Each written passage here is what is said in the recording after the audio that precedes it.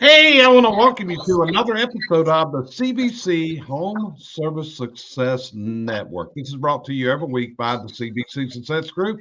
And what's our mission? What's our goal? What's our purpose? We want to share great ideas with managers, with owners of home service companies. You know, you all got desires, you all got a place you want to get to, and everybody's not the same. What you got to do is develop a strategic plan in order to get there. Now, some weeks it's just the three of us, other weeks we get a great guest. And this particular guest I have today, to be honest with you, I've been trying to get her on here ever since I met her some months ago in Las Vegas and heard her speak.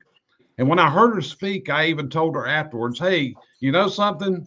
You're in the wrong business. You shouldn't be in HVAC as a general manager. You've got a heck of a potential as a speaker. She was passionate. She was up on the stage. She did some things, and she was truly fantastic. In fact, I knew her brother for years. Her brother's Tom Howard. He works at Service Titan. And I met Tom years ago, and I sent him a text while she was speaking. I said, your sister is a true rock star up on that stage right now. And he said, I know. I'm in the audience watching her right now. So that's fantastic, man. So we got to catch up while we're here. So who is today's guest?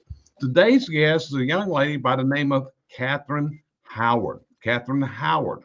And what Kathryn did is she managed several home service companies and Tom, the owner, had several different operations in different cities around the country. And she was able to take these companies to fantastic levels. In fact, and this was the amazing thing about it. Listen carefully. She had a technician sold $18 million. Am I correct, Kathryn? No, $19.7 million. 19, listen to that, $19.7 million, not from the company, one technician. And she was on the stage and she talked about when she took over. I remember, Kathryn, you were talking about a lady that worked in the office that you elevated up in that company. She had never been out of town, never been to any seminars or anything. And you got her to this significant level. And that's what we want to talk about today is how do you elevate your team members to that level? A lot of people may think it's just compensation, but it's not. There's got to be more there. It's not just pay. It takes significant leadership to get there. So anyway, Kathryn, I want to thank you for being here today, taking your time out. I know it's a little, it's about 9 o'clock. She's in Las Vegas, Nevada, where she lives, right there on the strip where she can have it. I would not want to live the strip, but hey, that's her life and more to power to her. So Kathryn, how you doing today? Oh, I'm doing great. It's a beautiful morning out here in Las Vegas. Beautiful fall morning. Excited to be here with you folks on this podcast this morning. That's fantastic. So tell me something, Kathryn. How do you spot this talent in people? How do you tell people, how do you see people that have this potential that have never really reached the level that you've taken them to? How do you spot this individual? All right. I have to correct you on one thing really quick is that there's no way that I can take anybody anywhere. So credit where credit is due. The office employee you're talking about from my real presentation, her name is Sunny, the incredible uh, human who was a selling technician who sold $19.7 million. His name was Phil. We actually went to Lee's to try to create better systems and provide that kind of opportunity for technicians in the truck. So he did 19.7 million from a service van there. And so really my job and my role and what I do is I lay the pathway, what I call a pathway to prosperity. And like you said, it's not always monetary. It's not always monetary compensation that people are looking for in order to experience personal and professional development. It is some form of prosperity in their life, and oftentimes your monetary compensation can directly affect your levels of prosperity. But as a manager, it's your job as a manager, as a leader. I'm a co-owner at Lee's Air. Tom definitely had to give me a piece of that for me to go there with that. But your job as a leader is to provide that pathway to prosperity, to make sure that you lay brick by brick by brick the pathway that people can walk down. And then, like I said, they take themselves down that. But our job as entrepreneurs, our job as business owners, whether you're leading a department of 1 or 3 or whatever it is, or you have a whole company with hundreds of employees that you're responsible for, the pathway has to be there for them to walk down. And then how you identify the top talent that's going to walk far down the path and link arms with you and really go places and do big things is they start to get curious about it. They start to ask questions and they start to take those steps. They're executors, they're action takers. And you notice as you focus on providing the path, you start to see the people that walk down it. They can go further than I think you ever anticipated or expected because of their own unique capabilities and greatness that's there.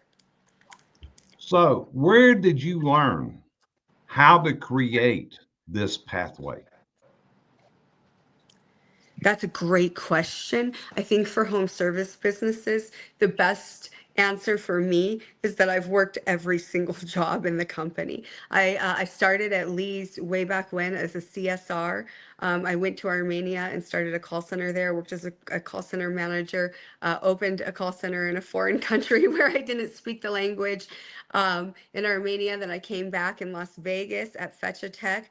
Like I said, my brother just put out a book, Fetching Millions, about that project there. I led HVAC. I was an HVAC service technician. I was the HVAC service manager. I worked in the field in HVAC sales, and then I worked as a sales manager before I went and became a general manager and business development and all of those things there. So really knowing each position on a granular level and then understanding the financials and how we leverage large business to be valuable helps, I think, provide the pathway to prosperity at each level. It's direct systems that have goals that are in alignment with our business goals and creating the most valuable business possible so we can give back to those people. Got it. So, Cheryl, what would you ask Kathryn today? She's a people person. She does disc assessments, that kind of stuff. So I'm sure she's got some great questions for you, Kathryn. So, Cheryl, take the floor. Okay, so you said you worked in all the sections, and that's unusual. Most people go for a job and they don't want any more. So what gave you the drive to push through, not knowing where you were going to end up? And then, which is in a marvelous place, by the way. But what gave you the drive? I know we always look at people and like to see people with drive. And then you had to have had some people that saw it in you to move you up that ladder too. 1,000,000%. I think that having great leaders that provided that pathway for me is always important, whether it was my brother, the general manager at Fetch-A-Tech, even the call center manager back at Lee's that helped me set up the call center. A woman by the name of Lacey Wright was at Lee's that helped me set up the call center in Armenia. So definitely the people who laid the bricks for the pathway for me to provide it.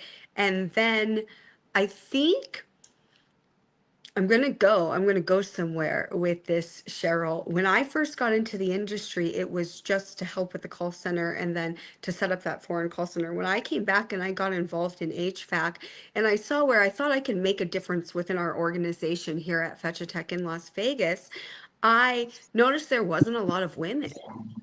And I thought, wow, like I have a pretty big mouth. I have some pretty good connections. I'm getting pretty good at this HVAC thing.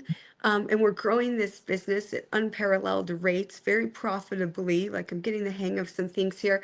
Maybe I could stick around and and focus on showing other women, if I can see her, I can be her. There's a sexy career over here for you in the trades. Our uniform might not be sexy, our product might not be sexy, selling HVAC, but let me tell you, sister, that paycheck is sexy. It's real sexy. You know, the amount of money that you can make over here, and a lot of women don't know. A lot of women without an education. I was a 10th grade high school dropout, 'cause like we talked about back then, when you're 16 and pregnant, once you show, you had to go. So I dropped out of high school to have my son at 16. And a lot of women in that position, we think we only have two options: cosmetology or hospitality. Those are the two ways you can go, do hair and makeup, or you can be a waitress or work in the hotels or something like that. Those are the two options. But men come into our industry and work a good job and make good money with paid time off and health benefits and six-figure incomes without an education every single day. And I was like, oh my word, I don't think women know that they can come over here and that there's an opportunity. I think it's systemic that they haven't applied. And so that's really when I got into HVAC, I was like, I want to be great so I can show other women that there's an opportunity over here. I'm going to give a few years of my life to do that. And then when I got further into it, I realized there's a lot of underrepresented communities, not just women. We're race. In plumbing, as a national, we're only 8% Black people. Immigrants, there's an opportunity for immigrants to be business owners and make money in the trades, no matter where you start, entry-level positions over here, stuff like that. And criminals, if you have a checkered past, you can still come into the trades and make money. I'm a convicted felon. When I dropped out of high school, I was very entrepreneurial minded, and I started dating a guy who sold a lot of cocaine, and we built a big empire, and eventually the exited that via the U.S. Marshals. And so I had a criminal background. I was a high school dropout, all of those things. But there was a business owner who laid the pathway for me and said, I don't care about that stuff. If you're willing to show up and work hard over here, I'll pay you. You know, don't do any of that illegal shit. But, oh, I shouldn't swear on here. Sorry. Sorry, internet world. But if you show up and work hard over here, I'll pay you. And that's all I needed today,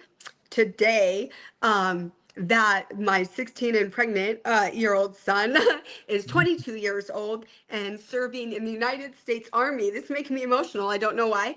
As a helicopter mechanic, I have 4 children. The second one is studying political science on a forensics scholarship. I don't know why I'm emotional. Get it together. On a forensic scholarship at George Mason University in Washington, D.C. And then my younger 2 are still younger. And I think I shared with you this year in 2025, I finished my master's degree at the Graduate School of Business in Stanford University. It's fantastic. So, that is truly fantastic. Creating that opportunity. That was a very long answer to your question. It was that it started with creating the opportunity for women. And then I realized that blue collar people, we have the power to create opportunities to lay that pathway to prosperity for a lot of people in those communities. And I feel a moral obligation to do so. I think that's wonderful. I was the first female in the state of North Carolina to have a construction crew on site. Yes, Cheryl, isn't it? And you see, so that you did it, because you did it, more women were able to follow, right? You're still not the only woman. No, and that was back in 1974. And like you say, it took someone to have the faith to give me that first step. Yeah. Mm-hmm. And you know, Kathryn, the story, I was hoping we could get to the part about all the things you've been through, the teenage pregnancy. Many people just give up. You know what I'm saying? They have that. They go on the welfare rolls or whatever. They just give up. And then make an entrepreneurial business that wasn't really legal. And the time that you spent paying off your debt to society, shall we say, I think is part of what has built you to be able to create this path. So many times, and Cheryl, she hires people every day. She's interviewing people. And to be honest with you, when you talk to somebody that has that record, Cheryl, what's the answer that most employers say? A lot of them say, I can't put a felon in the house. And that's, everybody deserves another chance in my book. But again, I'm hiring for a different company, so I have to kind of abide by their rules. But they don't realize that these are still good people. They just had a crappy start in life. Well, personally, I think that the majority of us would be in prison if they knew everything that we did growing up. Okay. I think a lot of us squeaked by, just didn't get caught. Let's put it that way. You got There caught. was no Facebook when we were young. Okay? Yeah, there was. So anyway, but those are all good answers, and we'll keep going with this. So Josh, what would you ask Kathryn today? I know you got to be intrigued by what we're saying. No, I'm pretty amazed actually. But my question is, just go on the hiring of felons because I used to own a company. Do you have a limit on what charges you would hire somebody on? Like if there was a violent offense or something like that? Now, I should probably consult with legal and HR before I answer this question publicly, but I'm no longer a W-2 employee of Lee's, so this does not represent Lee's at all. A disclaimer ahead of there. I believe so, yes. I believe that there are some crimes that actually prohibit you from working in the home because of the potential exposure to children. Yeah. And so if you have one of those crimes, you actually know that you're not supposed to do this job, and your parole supervising agent knows that you're not supposed to do this kind of job. So I do believe that that kind of crime, there's the particular crimes against children or something like that, will disqualify you from a service technician job. Yeah. From a I just job know. that puts you in the home. Yeah, absolutely. I just know from didn't happen to me, but I've seen it where, especially with the advent of Service Titan, you get the guy's name, right? And in Maryland, that's all open record. And I actually had a gentleman work for me one time. Now he was the victim of police brutality, and we were sending him to an officer's house, and they said, "Can you please send somebody else?" In that instance, they said, no, please don't send this guy. Yeah. But I was just curious if you guys had a limit on who you were willing to give a second chance to. Yeah, I think around the legalities of it, there is, if I'm not mistaken, there is certain crimes that prohibit you legally from doing a job in the home. And so obviously not though, if you have that on your criminal record, we can't hire, but otherwise, depending on how far back it was, then we're not, we don't can take it too much into consideration. And depending on if you're willing to show up and work hard today, and what job you're applying for, and what you've been doing since then. Yeah. What have you been doing, since you've been in trouble, and are you rehabilitated or not? When you get someone 10 years post conviction, if you haven't reoffended, society's basic standards in society say that that's a rehabilitated human. So, to the convicted felon sticks with you forever. You're forever a convicted felon. So at what point in time do we reevaluate that? I think there is in most states, like after so many years, then it doesn't come up on backgrounds or something like that. I'm not really sure. But I know as business owners in our industry, there is a lot of people that don't perform background checks because we're small business owners. And I think there's a lot of people in this industry, because we need labor. We need people who are willing to show up and work hard. We'll give that second chance. I think that it's not popular to come out and say that we hire felons. And I think that having someone like me, I'm a convicted felon several times, several times over, in several different categories. It was drugs and violence. And to know that that was 18 years ago now. Wow. And you think that someone can't change over 18 years and doesn't deserve a second chance, man, I'll take them any day. If you sold drugs and you understand buy low, sell high, and you want to do that legally over here with water heaters or air conditioners, like, come on now. Come on now. I'll take you. Sign them Yeah. up. So, Kathryn, let me ask you this question, and we'll get back to you, Josh. How Yeah. important is it setting this path to show gratitude to your people? Because Kathryn, you did something on that real estate that really cut deep. And what she did, folks, and if I've got the story wrong, Kathryn, you tell me. But she asked everybody to take a bill out of their pocket, a dollar bill, a $5 bill, a 20, 100, whatever you wanted to. And she had you hold it up.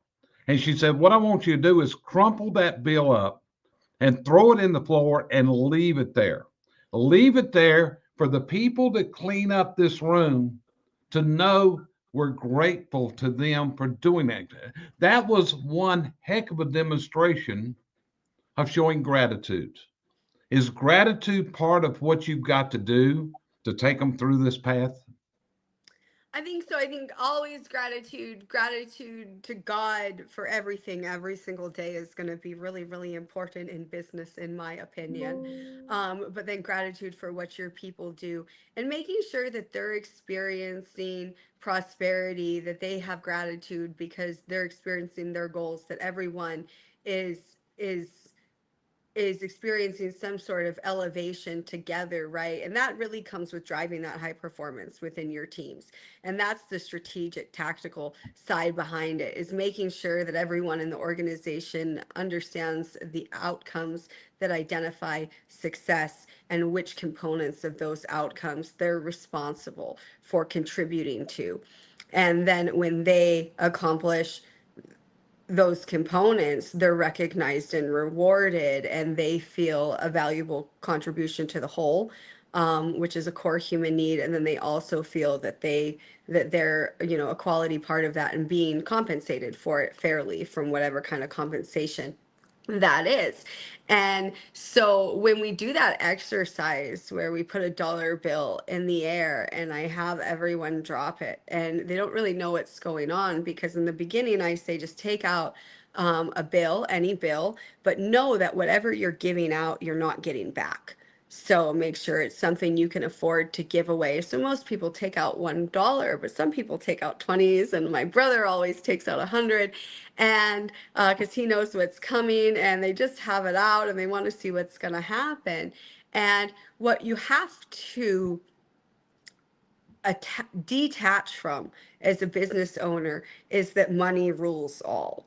Right? Because so oftentimes the outcomes that identify success is that bottom line on our P&L. Don't get me wrong, the bottom line on my P&L is the outcome that identifies success. But we have a lot of levers that go up and that we can pull to make that either more or less successful. And everything that we do up to there to motivate human performance is really not connected to money. The money is just the end outcome. What happens when those humans perform at the highest levels and you're pulling the right levers, right? The money is just the end outcome that comes from it. So when you commit to the process of working with those humans and making sure each one of their individual contributions leads to the greater whole, which leads to the increase in the bottom line, and you create that pathway to prosperity, you can disconnect from that money and you can drop that money and let it go and know that when you commit to the process, you detach from the outcome, the bottom line is going to grow. It's going to grow, but your focus needs to be on those people and driving their performance in the correct systems, right? And the money will just appear. And that's where that exercise, I do it a lot and I haven't done it in a while, but we leave the money all over the ground. I'm usually the closing speaker for this moment being, and Rillo was a really interesting experience for me. It was the first time I ever did that. And the people who picked up all the money afterwards, the Virgin Hotel had the employees come in right away and pick up all the money off the ground, and they had it all in their hands and they were walking out with it, and I was standing outside the room, and that's the first time that ever happened. So if you can put yourself in the mind of these employees who set up chairs and pick up trash and make sure that we have a nice, clean, vibrant room to come into for our event each day, they make a real small compensation rate, and we just left money all over the floor for them. And these people, even though they're only paid that much, similar to a lot of our entry-level employees, their lives are as important to them as the greatest people's lives on earth are as important. And that made a difference in their day. It could have made a difference in their week. You have no idea. So I really do like that. Gratitude is really, really important. But making sure that your people are elevating along with you and experiencing that gratitude together, I think is especially powerful. Yeah, and I know you shared with me when that was the first time I ever talked to you was out in the hall. I remember I came up to you and I don't know if I you remember that. I remember that. But I told you, I said, you don't know who I am, told you my name. I said, but young lady, you're in the wrong business. You need to be a public speaker. You just did a rock star performance on that stage. And I know you were scared to death going up there. I could see it from the audience. You have no idea. I have never been that scared ever in my life. I am getting into public speaking now and excited to speak at more events, but that was really one of my first times. I highly consider myself a contractor, not a public speaker. So I was 30 minutes before I was supposed to go on stage, I was puking in my hotel room. And I'm totally calm, but puking from the nerves. And I'm thinking, what if I can't stop? I won't be able to go down there. And somehow pulled it together and went down there. And that was really a powerful experience for me. I hope it was powerful for everyone in the audience. But I think I conveyed my message really well, and I was able to meet a lot of people who related to my message and create a lot of relationships that have been really impactful for me. Fantastic. So Cheryl, I know this has got to be an interesting conversation for you as much as you study people, study their psychology, study their behavior patterns. What would you ask Kathryn next? Are there any more people like you around? I need a boxcar load of them, if you don't mind. No, the thing about it is a lot of people, there's doors open for everyone. You just have the courage to take the doors. So do you see that a lot with the people you're working with? They see it, they're just scared to death to take it. Absolutely. I see that a lot all over the place with people. Having unreasonable courage is difficult to have, because people think you're crazy. People always think that you're crazy at first. And I think that that's where my specialty comes in. When people ask, what do you do? What do you do? What do you do? Because I can't take credit for a single dollar of Phil Flasky's $19.7 million in sales. That was him, every last penny of it. I can't take credit for a single component of the growth in Sunny Schudy's department and what she's done over there. I think what I probably could take credit for, I think that they would give me credit that I played some small role in encouraging them to have the courage to walk down the path, to see the path and to believe in themselves and say, why not me? We're so self-critical, and oftentimes we don't see the path in front of us. I think the most Phil ever sold before that 19.7 million was only $8 million from the truck. And I know that because I was his service manager at the time here in Vegas when he did it. And so to think that, I mean, we thought he could definitely do 15. we were hoping that we could get to 15, and thought, and so he didn't know, but he had some unreasonable courage to give it his best shot and push as far as he could go and do that. And I think there's thousands and thousands of stories like that in the trade, where if you have a leader who believes in you, who pushes you, who will lay the bricks in front of you to go, go down, then you find some people who will walk down it. But, you can't push them, you can't drag them, that's for sure. All we can do as leaders is provide the pathway. I think as business owners, a lot of times I hear it's discouraging because you lay down the pathway and sometimes people start to walk down it, and you make some major investments in people, emotionally and financially and with your time. And then more often times than not, they don't result like me. But Gotcha. then a lot of times, do you not see, okay, a leader, they're doing well, they're working with people, they're going, okay, they get them to that point, they assume they're going to pick it up on their own, and they let them go. They don't keep that encouragement coming. Okay. Yeah, that doesn't work. You've got to, people are in constant development. So when people want to do sales training and they have this like overcoming objection and like long sales process and all this other stuff, it's just crazy to me. Where it's 2025, our homeowners, consumers have more information available through AI available to them in a second than they ever have before. People don't need tactical sales strategies or predatory tactics or any of this crazy crap that's out there. If you want to increase your sales, your customer facing technicians, you need to increase their professional posture. Sales is just having the professional posture to control a conversation. That's all it is. That's why they told me if you have selling text, you'll have a higher conversion rate, but your ticket's going to be lower because they can't sell as high as a sales professional, because it was a perception amongst home service business owners that sales professionals have better professional posture to control conversations, to close deals, which could be true. So I took it upon myself that I maybe could teach technicians to have the professional posture to control the conversation, as well as salespeople, alongside their technical skill set, where they can diagnose the mechanical components on a unit, which is what our homeowners are really paying us for. Right. So that's what we tried. And look at, I have a selling technician that did $19.7 million out of a van. And he's not a solo, we have handfuls that did over 5 million, 8 million, handfuls within that organization that did it. In a different company in 2022, Brent Buckley, I was the HVAC service manager there, and the salesman did 14 million. In 2022 here in Las Vegas. So it's not an anomaly. It's not a one-person thing. Are they exceptional humans? Absolutely.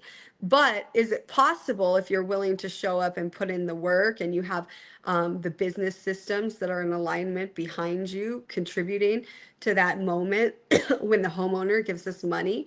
And it's really just, the personal progression of that technician, and it's constant, right? So whether you're talking about executive level leaders or management level leaders, or your technicians who are boots on the ground, our most critical employees, in my opinion, who are customer facing when the homeowner, I think our whole business system revolves around that moment when the homeowner has the decision to make whether they're going to give us money in exchange for our services or not.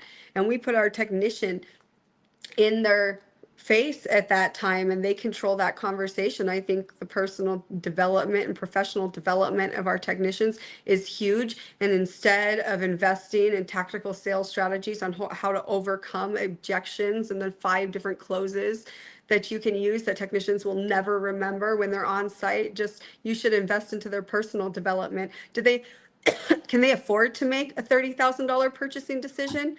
Or no, because they've never owned a home. How do you expect them to control that conversation with a homeowner, right? And a homeowner doesn't want a comfort advisor or a salesperson to come in.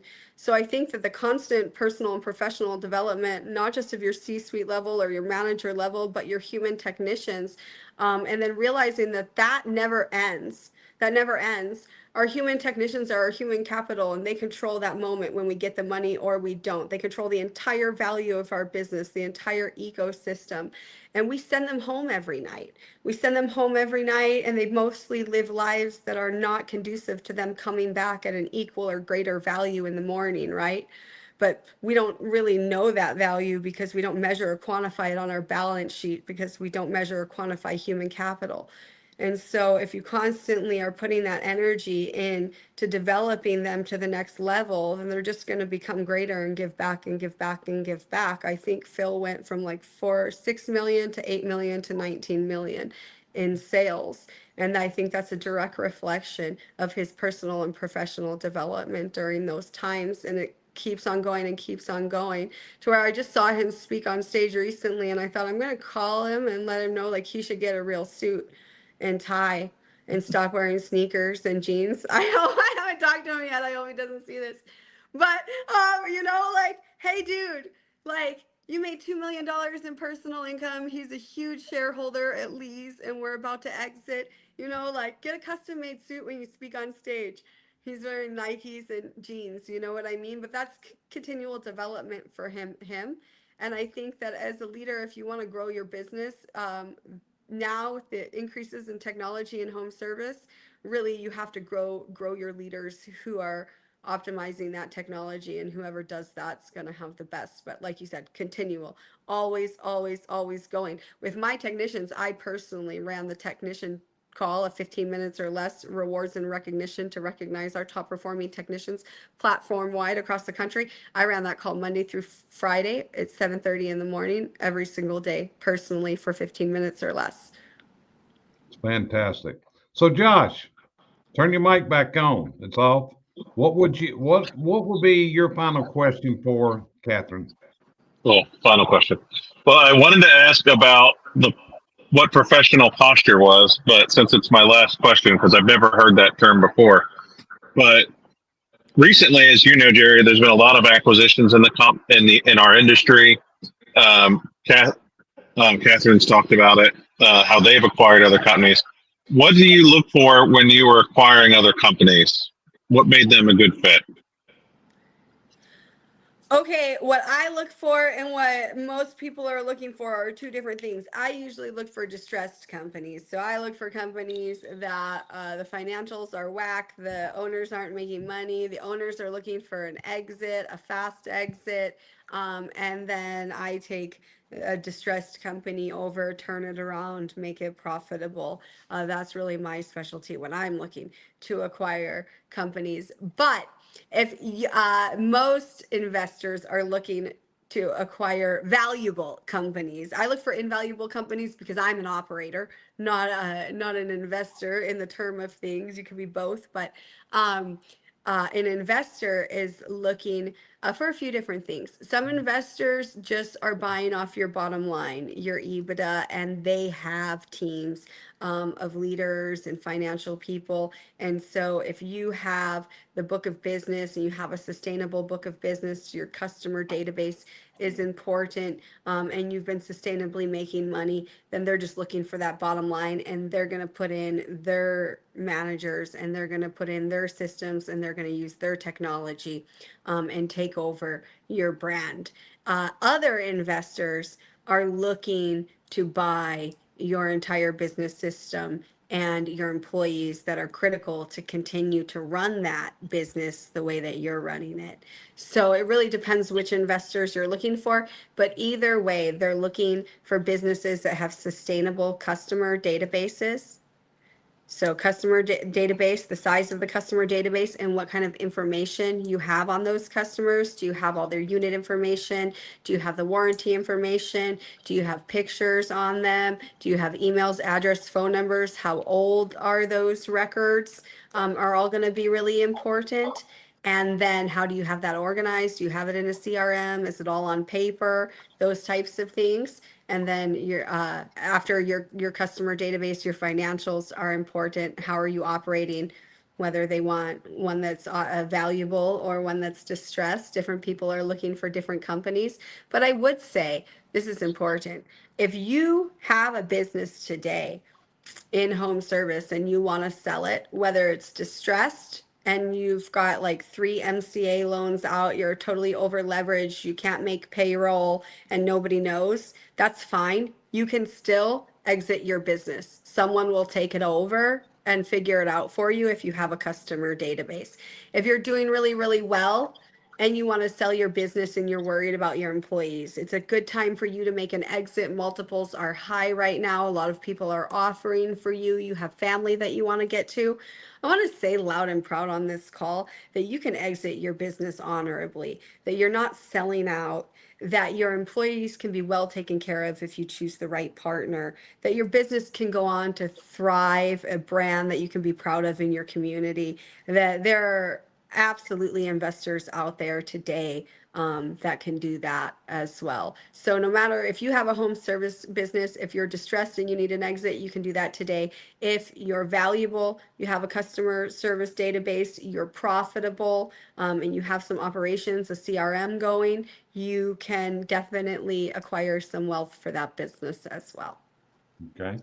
So Kathryn, since you hit the stage, you hit the big time. Everybody knows about, everybody that's been to these events. You came out of nowhere. I thought when I first heard Kathryn, I thought it was Tom's wife. When I heard Kathryn Howard, it was like, okay, Tom's wife. Now I know what he's getting away with. Then I found out you were his sister. But if you talk to business owners, which now you have met quite a few, you have traveled, you have seen top line. You've seen some that maybe are not the most model business owners out there, I'm sure. What do you see as the biggest challenge for business owners in the home service segment? What's their biggest challenge out there?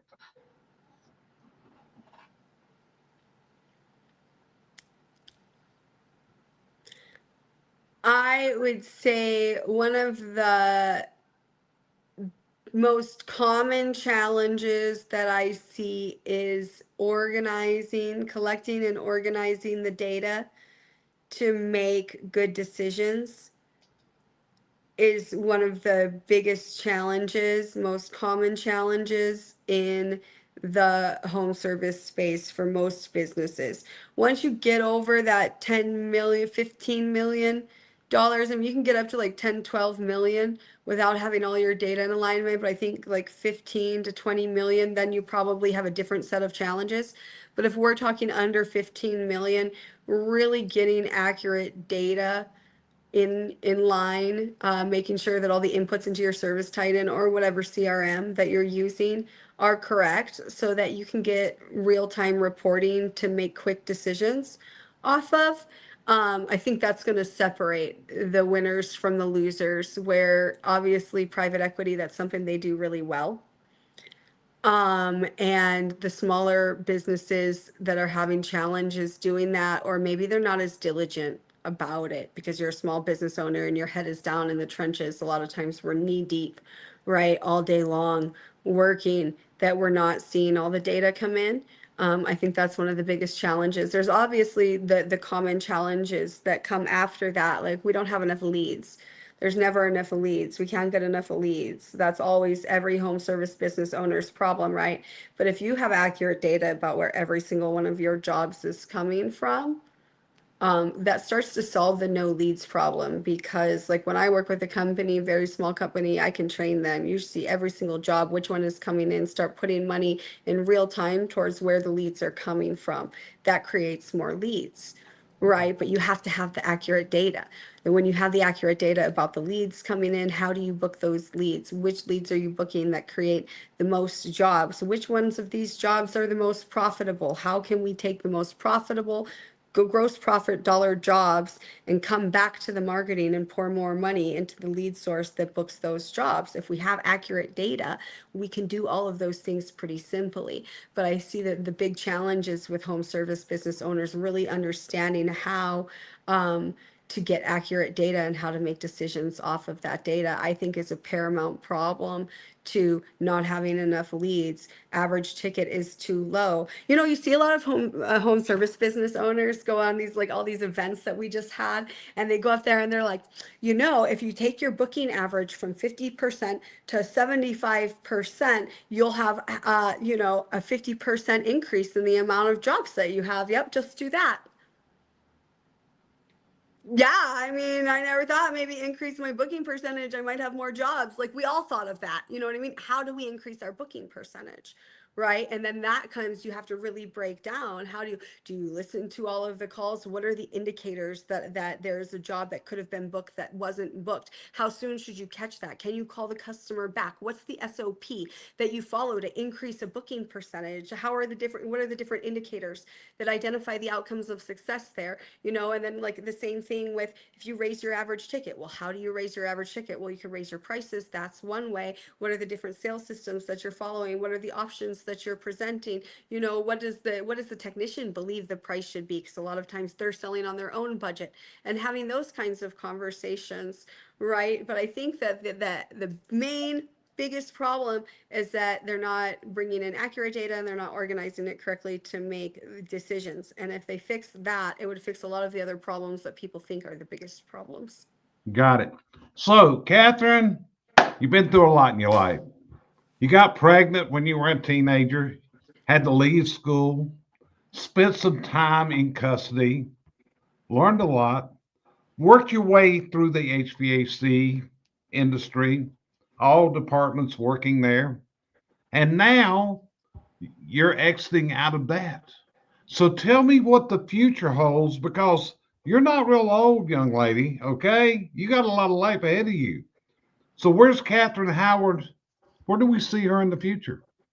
I'm really, really excited for the future. I'll probably not be working 100 hours a week for a little while. I do have 4 beautiful children that I'm excited to spend more time with. 2 of them are already adults. We talked about that, but I have founded the KP Performance Group. I am excited to lead people who lead people. So I love working with different businesses and helping them identify purpose-driven leadership within their organizations and leading their people to high performance, and especially in home service businesses, identifying gaps for improvement in your systems that lead to a better performance and a better outcome on your bottom line. So I'm excited about that, but I do have some really big news that hasn't come out publicly yet. I just did a little post that said I had some little news, but I do have some really big news about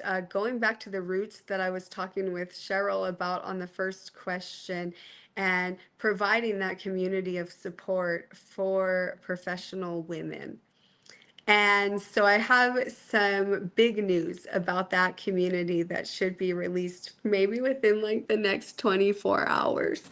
So 24 to 48 hours, that should be coming out. And I'm really excited about that. I feel a little crazy. I feel really crazy. I had to consult with all of my confidants and make sure I was making the right decision. But I think that there's a huge need. And Cheryl, maybe I can reach out to you, get your information, because I would Please love do. it if you could connect with these women and talk about what it was like in 1974 to be that first woman with the contractors construction site, you said. Because I'll tell you, in 2023, when I was selling air conditioners in Las Vegas, Nevada, in 2023, 2.3 million people in this valley use air conditioning, and I'm the only woman that would walk through your door to sell you an air conditioner. Gotcha. Crazy. So yeah, big news coming out about that community for professional women. And yeah, just working with I want to work with all different contractors, all different sizes, all different verticals across the country, and study this technological revolution in our business systems, and see what it's going to look like in the next 12 to 18 months. Well, young lady, I spotted a rock star in Las Vegas. Oh. I really did. And I have no doubts that you're going to go to whatever that dream is you have. You've got to drive to get there. When I look at the challenges you've been through in your life and what you've done, you said something on the stage. Tom was kind of like the nice kid. You were the rebellious one. Am I remembering this correctly? You were the wild child, and Tom. Don't get my mom started. Do not get my mom started. Well, maybe we need to do a broadcast and bring your mom, Tom, and you on together and see how in the world this all happened. So anyway, folks, this is a phenomenal young lady. Cheryl, will you agree? I totally agree, and I would love to help in any way I can. Yeah. So feel free. Hey, we're good friends. Don't make me chase you down like I had to for the last 6 months to get you on this broadcast, okay? Because I saw her the other day. She was doing a live video, and I sent her. I put a comment on there, and she said, "Hey, how you doing, Jerry?" So I sent her a text. I said, "Hey, when you gonna do this broadcast?" She said, "How about Friday?" I said, "Works for me." So that's how we got her on here at short notice. So Kathryn, I really want to appreciate you for taking your time out today. Like I said, I'm a hard guy to impress. I really am. And when I watched you on that stage, you carry a charisma. You carry a power within you that many people do not have in this world. Okay. You know, your brother knows me pretty good. And sometimes he takes my opinions a lot, sometimes on different things. Your brother means the world to me. He's a very dear friend. He's been through a lot. But I want to thank you so much. Cheryl, anything you'd say before we close out today? I thought this was super. It brings back a lot of past, and it makes me look more to the future. That's it. So anyway, Kathryn, anything you want to say before we close this episode out? No, I just love this so much. It feeds my soul, really, knowing the opportunities that we have as blue collar people, the amount of money that comes through our industry and what we can give back. You know, good people making money is a good thing. So I'm here for it. That's it. So folks, I hope this has been a time of value for you. This is why we do this. Okay. We do this to bring you people of the caliber of Kathryn. We've had a lot of great guests on, so you'll know you following a lot of great speakers on here. We've had our friend Tommy Mello's been here a couple of times. We've had Larry Winget, Randy Pennington, Scott McCain, other people. So Tom Ziegler's another one we've had on here. So, but again, you bring something special to the table, young lady. You're going to do a lot in the future. Okay. Thank you. So, and with that, we're going to end this episode of the CVC Home Service Success Network. We appreciate you joining us. I hope it's been a time of value for you, but I want you to know something. If you're tuning in to us, and vast number of people do on the replay, I want you to know it's an honor, it's a privilege, and it's a pleasure for us to be able to speak to you like this every week that we do. So thank you for joining us.